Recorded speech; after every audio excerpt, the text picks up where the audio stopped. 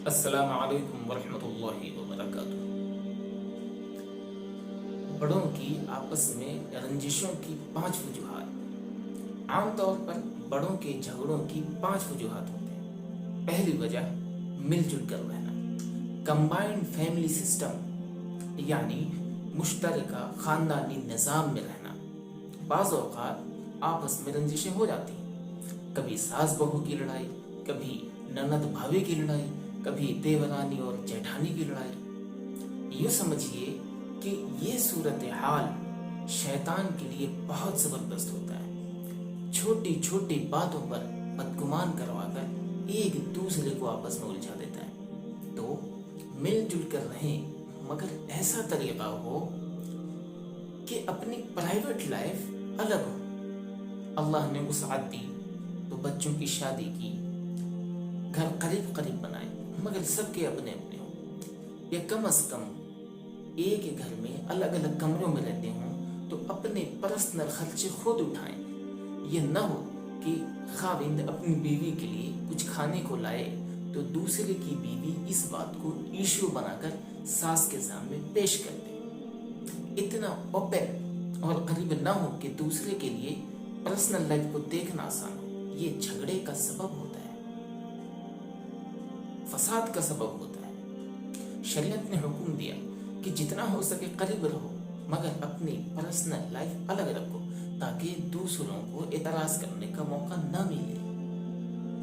دوسری وجہ زیادہ توقعات۔ عام طور پر بڑوں کے جھگڑوں کی دوسری وجہ اوور ایکسپیکٹیشنز، یعنی زیادہ توقعات کر لیتے ہیں۔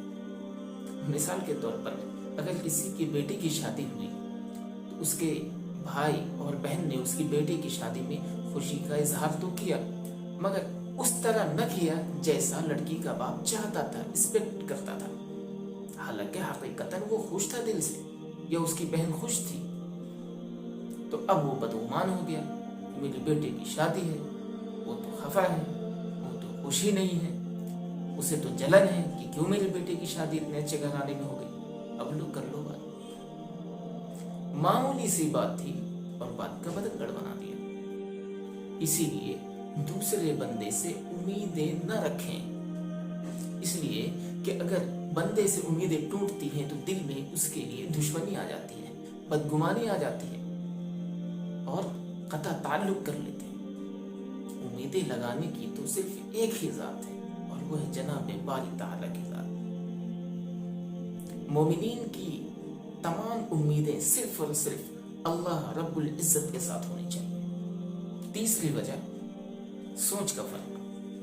بڑوں کے جھگڑوں کی عام طور پر تیسری وجہ سوچ کا فرق، لیول آف انڈرسٹینڈنگ، یا یوں کہہ لیں وے آف تھنکنگ، سوچنے کے طریقے کا فرق۔ ایک بندہ کسی چیز کو ایک زاویے سے دیکھتا ہے، اسی چیز کو دوسرا بندہ دوسرے زاویے سے دیکھتا ہے۔ مثال کے طور پر ایک بندے کے گھر مہمان آئے، اس نے مہمان نوازی کی نیت کی۔ اب مہمان نوازی کی نیت سے اس نے پرتکلف انتظام کھانے پینے کے لیے کر لیا۔ اب یہی چیز دوسرا بندہ دیکھ کر یہ سوچتا ہے کہ یہ تو بڑی فضول خرچی ہے، یہ تو بڑے خرچ کر دیا اس نے۔ اسی سوچ کے فرق کی وجہ سے آپس میں بدگمان ہو جاتے ہیں اور پھر جھگڑے شروع ہو جاتے ہیں۔ چوتھی وجہ رسم رواج۔ رسم رواج بھی ایک ایسی وجہ ہے کہ آپس میں اس کی وجہ سے جھگڑے ہوا کرتے ہیں۔ ایک بندہ چاہتا ہے کہ میں سنت کے مطابق زندگی گزاروں، اور رشتہ دار چاہتے ہیں کہ یہ رسم بھی ہو، وہ رسم بھی ہو، ایسا بھی کرے، ویسا بھی کرے، اور پھر رسم رواج کے پیچھے آپس میں ایک دوسرے کے ساتھ جھگڑے چھڑ جاتے ہیں، تبصرے ہوتے ہیں، فساد کھڑا ہو جاتا ہے۔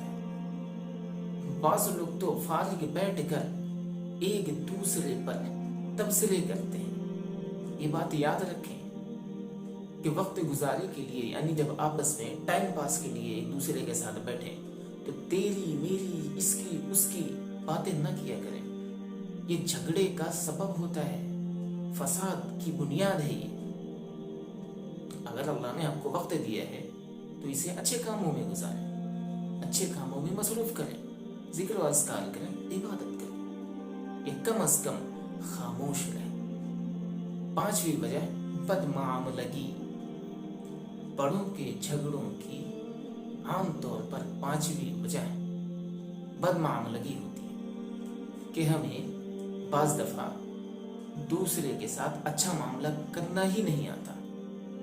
اپنی کمزوریوں کی وجہ سے دوسرے کے ساتھ ٹھیک طرح سے ڈیل نہیں کر پاتے, اور ٹھیک طرح سے ڈیل نہ کرنے کی وجہ سے پھر آپس میں جھگڑے شروع ہوتے ہیں. اس طرح سمجھیے کہ اگر ایک گھر میں مل جل کر لوگ رہتے ہیں, تو اگر کسی بندے نے دوسرے بندے کی کسی چیز کو بغیر اجازت کے استعمال کر لیا, تو اب سوچیے کہ جب اسے معلوم ہوگا کہ فلاں نے میری چیز میرے سے اجازت لیے بغیر استعمال کر لیا, تو جھگڑے تو ہوں گے ہی نا, تناؤ تو ہوگا ہی. تو بری ڈیلنگ سے بچیں.